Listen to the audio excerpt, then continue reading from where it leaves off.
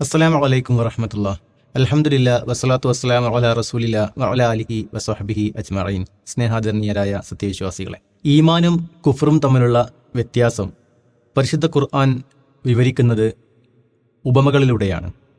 അതിലേറ്റവും പ്രധാനം അഅ്മാ വൽ ബസീർ ലാ യസ്തവിൽ വലാ യസ്തവിൽ അഅ്മാ വൽ ബസീർ. അന്ധനും കാഴ്ചയുള്ളവനും സമമാവുകയില്ല, ഇരുട്ടുകളും പ്രകാശവും സമമാവുകയില്ല, ചൂടും തണുപ്പും സമമാവുകയില്ല, ജീവിച്ചിരിക്കുന്നവനും മരിച്ചവനും സമമാവുകയില്ല എന്നിങ്ങനെയുള്ള ഉപമകളിലൂടെയാണ് ഖുർആൻ ഈമാനും കുഫറും തമ്മിലുള്ള വ്യത്യാസം നമ്മെ പഠിപ്പിക്കുന്നത്.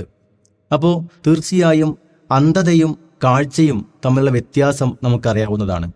ഇവിടെ അന്ധത എന്ന് പറയുമ്പോൾ നമ്മൾ മനസ്സിലാക്കേണ്ടത് പ്രമാണങ്ങളിൽ നിന്ന് നമ്മൾ വിട്ടുപോകുന്ന അവസ്ഥയാണ്. ആരോഗ്യവാനായ ഒരു വ്യക്തിയെ സംബന്ധിച്ചിടത്തോളം അയാളുടെ കണ്ണുകൾക്ക് യാതൊരു കുഴപ്പവുമില്ലെങ്കിലും, വെളിച്ചമില്ലെങ്കിൽ, പ്രകാശമില്ലെങ്കിൽ അയാൾക്ക് യാതൊന്നും തന്നെ കാണുവാൻ സാധ്യമല്ല. അതേപോലെയാണ് പ്രമാണങ്ങൾ. ഈ വെളിച്ചമാണ് പ്രമാണം.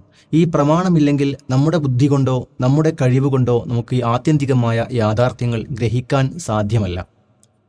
ഭൗതികമായ ലോകത്ത് തന്നെ അള്ളാഹുവിൻ്റെ ദൃഷ്ടാന്തങ്ങളെ അവഗണിച്ചുകൊണ്ട് നടക്കുന്ന ആളുകൾ, അവർ പരലോകത്ത് ഉയർത്തെഴുന്നേൽപ്പിക്കപ്പെടുന്നത് അന്ധന്മാരായിട്ടായിരിക്കും എന്ന് ഖുർആൻ പഠിപ്പിക്കുന്നുണ്ട്.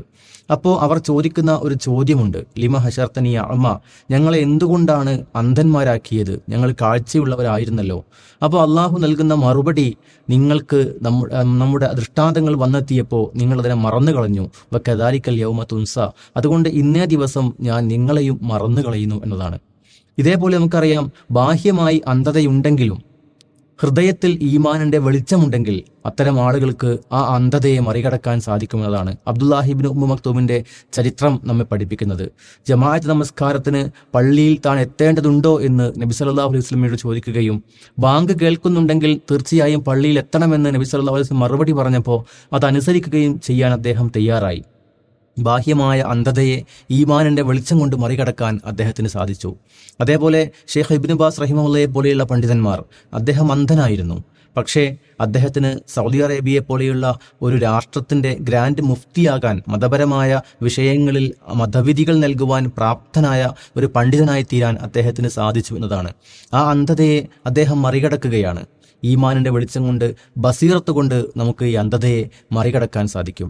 ബസീറത്ത് എന്ന് പറയുമ്പോൾ സ്വർഗ നരകങ്ങളും വിചാരണയും ഉൾപ്പെടെയുള്ള കാര്യങ്ങളെ നമ്മുടെ ഹൃദയത്തിന്റെ അകക്കണ്ണുകൊണ്ട്, ഉൾക്കണ്ണുകൊണ്ട് കാണുവാനും മനസ്സിലാക്കുവാനുമുള്ള കഴിവാണ്.